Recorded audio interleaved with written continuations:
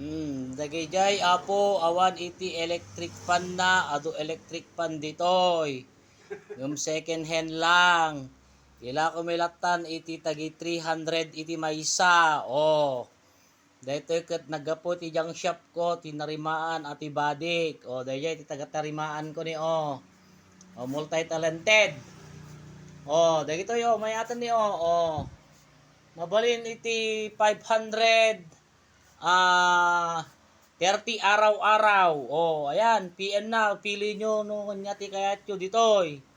Ditoy lang lasam Oh, 30 pesos per day. Oh, 1 month day tapo. Oh, sino iti mayat electric pan? Naggapo yung tijang shop ko ato yung mabalinan. Oh, mabalinan dagitoy amin. Oh, sino iti mayat? IPNDAC 30 pesos ti per day. Lasam lang lasam area. O ipa-deliver ko ng kwan. I-deliver ko pa O 30 pesos araw-araw. Second hand electric fan.